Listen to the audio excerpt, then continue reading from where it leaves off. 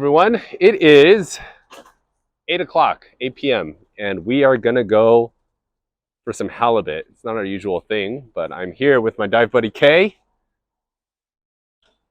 Kay? He's excited, can you tell?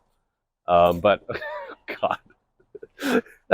But anyway, we are going out for some halibut, and so I'm going to be bringing a pole spear. It's going to be the Epsilon with a shorter extension. I think Kiska is debating if he's going to bring his kind of hole gun. I did a video on that. I'll leave it right over here, on somewhere up here, going over the hole gun. But anyway, he was thinking about that or his Gaku pole spear. And yeah, so essentially, as you may have assumed, you don't need a big gun for halibut because visibility, even if it is great, you're not shooting that far. And usually when you spot them, kind of take your time and land it. The only halibut I've ever caught was at this spot where we're going in Newport area. And I did even have, we were going out lobster diving and I saw it. I actually used a knife and I knifed it. I was thinking about doing it today, but I'm going to increase my chances with a whole pole spear. But anyway, we're going out. The conditions are apparently supposed to be pretty good. But yeah, it's 8 o'clock. Probably be in the water by like 9 or so. And then hopefully we see some butts in the water. Yeah, and then apparently some people say there's white sea bass at night sleeping. Still going for halibut if we see one. Legal, obviously. 28 inches is the legal size minimum. We're going to go for it, obviously, but goal, halibut. Let's go on the road.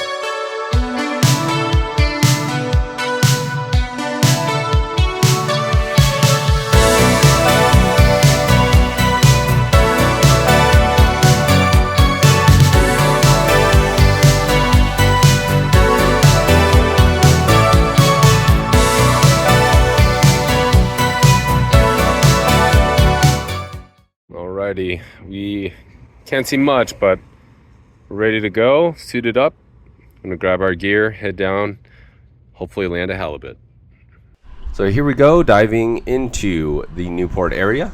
The surf was about a foot and a half when we were heading out. Later in the dive, it turned to a foot or less, so pretty flat. Wind was pretty non-existent, water temps were amazing.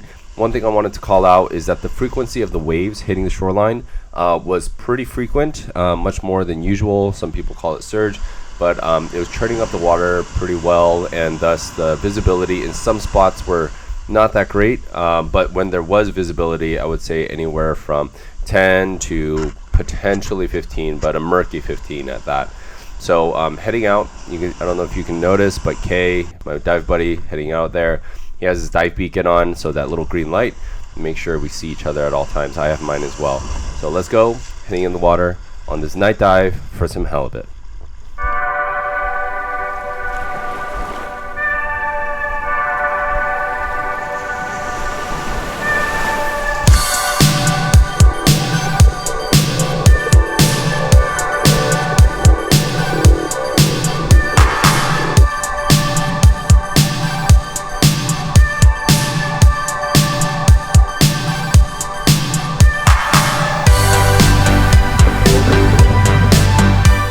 Forgot to mention I'm using my pole spear tonight, and during the dive, what do you know, pair of goggles.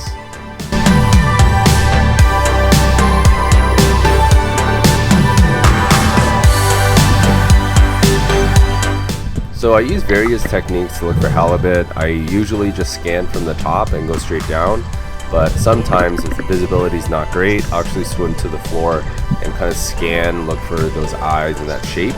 But one thing I noticed during the entire dive was the noises I was hearing in the water, and I'm gonna pause the music and take a listen for yourself.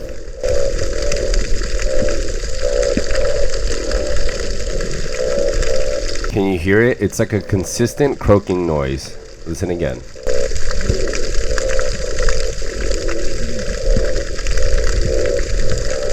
If any of you know what that might be, please leave a comment below. I'm really curious. I was wondering if it was a whale or a dolphin or even some sort of sonar device, but it was really interesting to hear all night.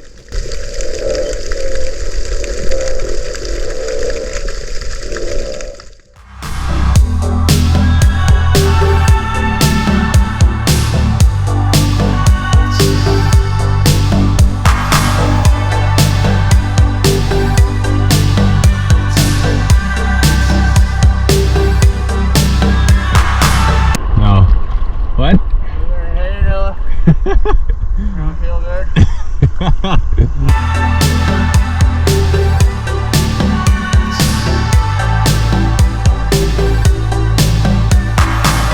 So at this point in the dive, I'm scanning the bottom and I'm itching to use this pole spear. It's been a while since I've used one, and we haven't seen much life out here with halibut, and honestly from my experience, you just gotta get lucky. So I see this Corbina, give it a shot, stone it.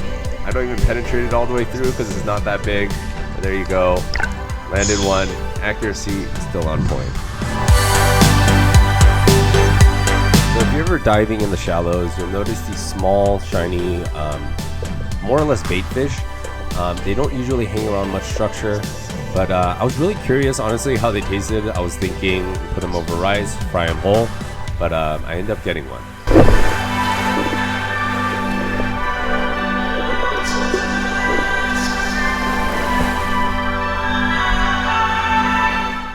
And here are some stats from my dive.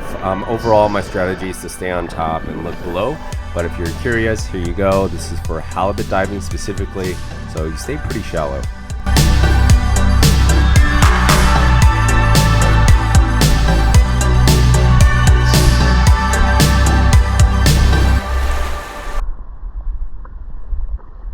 Hey everyone, just wrapped up. We put our gear in the back, all washed up, ready to go. This guy felt terrible, as did I, soon after. It was pretty surgy, and just focusing on that beam of light is can definitely get you a little nauseous. So no halibut today, but we did catch a miniature white sea bass, aka Corbina. I only say that because they look somewhat similar. And then mystery fish that I'll have to figure out later what it is, but the really small fish there. I used my pole spear for both of them. Stone both. I know they're tiny fish, so I guess I feel a little better with my aim. It's been a while since I pole speared, but they're not gonna go to waste. I'm gonna scale them, I'm gonna fry them, probably eat them over rice, but stay tuned. But in the meantime, we're gonna grab food. All right, one of my favorite parts of a dive, eating. All right, in and out. All right, I got a hamburger, animal style whole grilled onions, so double onions and chopped chilies. I usually don't ever get the shake. This is probably his third time I got a shake in my life. Just felt like getting it today. And then got some spread. Here comes Kay. Looks like he got some well done fries. Double. Let's eat. The next day. Alrighty, here we go. We have our Corbina, and honestly, I still don't know exactly what kind of fish the small one is. I've been doing some research and I still don't know for sure. But yeah, we have both of these. What we're gonna do is we're gonna do a whole fish fry. So I'm debating if I should just scale them with this, or I'm gonna scale them this way and cut through the scales. So I'm gonna try both methods. Try the bigger one first, the Corbina. Here we go.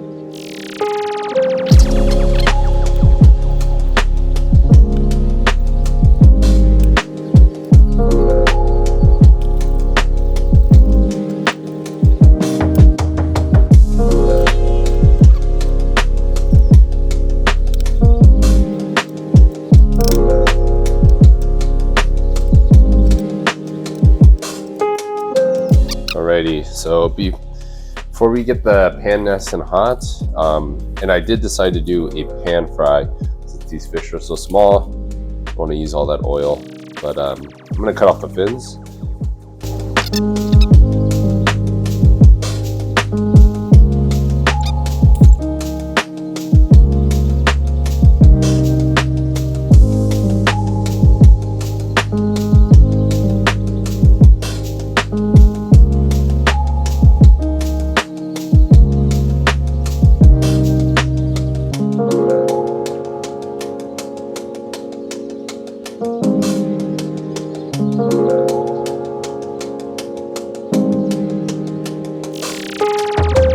Gonna cut off the tail of the Corbina so it fits.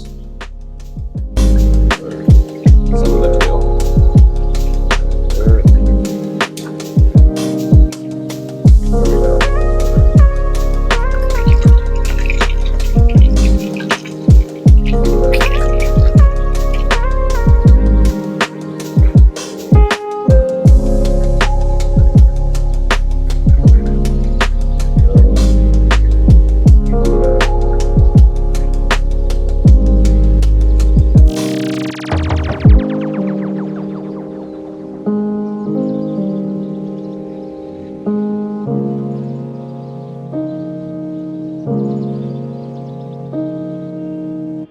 Alrighty, everyone. We just pulled the fish off the frying pan.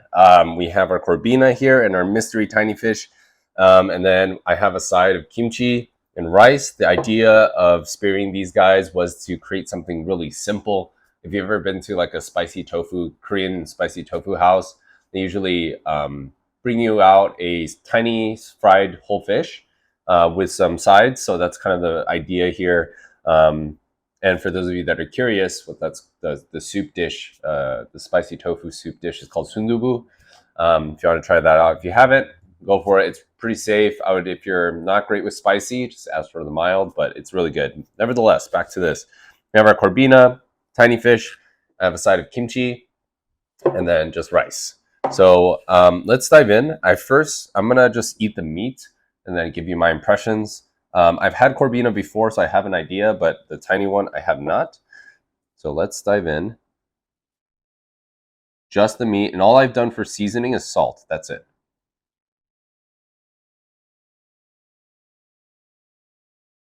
Okay.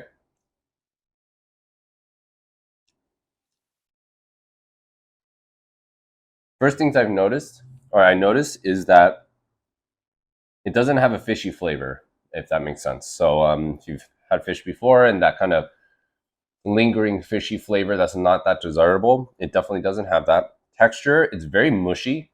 I don't know if it's how I prepared it or it's because it's a tiny fish. It's extremely mushy.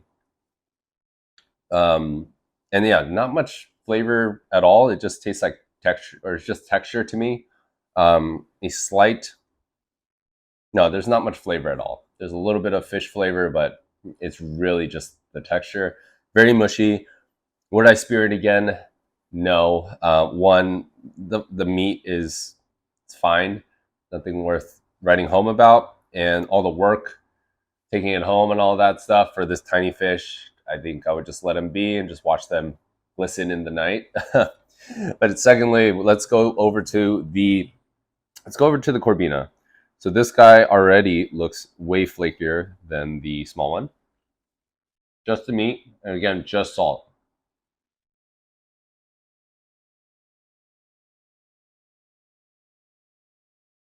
So the flakiness is nice. It tastes like the texture is a really nice texture. Not super soft, but a good chew, but not overly aggressive. I think this would be fantastic. There is a slight kind of undertone of like bottom dwelling fish. If you've ever had like fish that hang out towards the bottom. So I would recommend, it's not bad, but I would recommend that you go with some more aggressive seasoning, maybe like jerk seasoning, things like that. Maybe lemon pepper, not just salt. But overall, not a bad eating fish. And the one I shot or speared is definitely on the smaller side.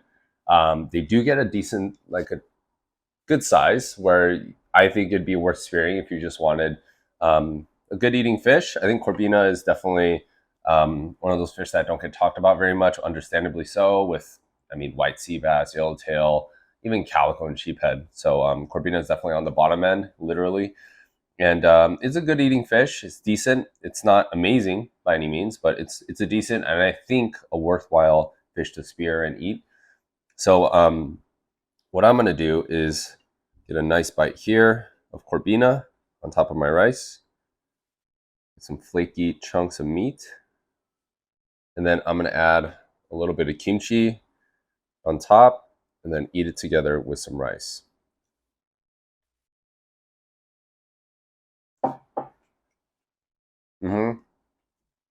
That's the way to go.